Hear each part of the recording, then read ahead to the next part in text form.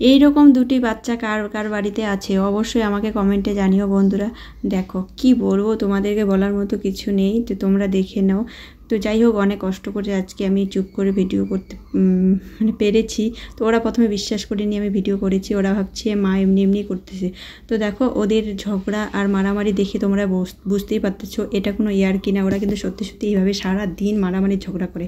আর ছোটোটাকে তো কি বলবো, ও দাদা ও যেহেতু বড় ও কিন্তু অনেক সহ্য করে। ও যখন ওকে মারে মানে রাজদীপকে এটা ওটা দিয়ে বা বারে বারে ওকে খুঁচায়, ও কিন্তু অনেকক্ষণ সহ্য করে। যখন সহ্য করতে না পারে তখনই কিন্তু ছোটোটার গায়ে হাত দেয়, রেগে যায়। আর ও আমাকে বারবার করে চিৎকার করে, মা তুমি ভাইকে কিছু বলবা, ভাইকে কিছু বলবা।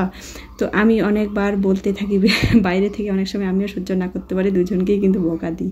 তো কী করবো বলো, বলি তুই বড় একটু সহ্য কর। তো বলে আমি বড় লিখবি, ব্যথা তো লাগে বলো। তো আর ছোটোটা না কি করে খামচি দেয়, তো যা পায় হাতের সামনে তাই দিয়ে ঢিল মারে। আর ও কিন্তু সত্যি সত্যি রেগে যাচ্ছে। যখন আমি বলেছি যে আমি ভিডিও শ্যুট করতেছি, কিন্তু আমি সবাইকেই দেখাবো এটা। দেখো এইরকম দুই ভাই সবসময় যদি মারামারি ঝগড়া করে কীরকম লাগে বলো তো। তো এদিকে দেখো সকালের খাওয়া দাওয়া চান সব কিছু হয়ে গেছে, পুজো দেওয়া হয়ে গেছে। তো আমি রোদ্রে বসে আছি একটু, রাজদীপকে বললাম ঠাকুরের বাসনগুলো উঠিয়ে নে। আর চান করার পরে এই মিষ্টি রোদটা কিন্তু বেশ ভালো লাগতেছে বন্ধুরা।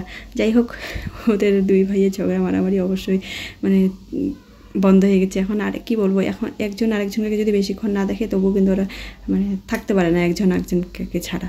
আবার একসঙ্গে থাকলেও বেশিক্ষণ থাকলেই ঝগড়া মারামারি, কে আগে মোবাইল দেখবে, কে কী কার্টুন দেখবে, মানে যে কে কোন গেম খেলবে এগুলো নিয়েই। তো চলো, এদিকে রাজদীপকে বলেছি, ও বলছে মা আমি হচ্ছে মন্দিরের বাসনগুলা হচ্ছে উঠিয়ে রেখেছি, তুমি হচ্ছে শুধু বাসনগুলো এই মন্দিরের বাসনগুলো ধুয়ে উঠিয়ে তারপর ধুয়ে রাখো। তো চলো, এখানকার বাসনগুলোকে আমি উঠিয়ে নিয়েছি, এবার মন্দিরের বাসনগুলো আর এই বাসনগুলো একবারে আমি ধুয়ে রাখি। তো আমার এই ছোট্ট ভিডিওটা কেমন লাগলো তোমাদেরকে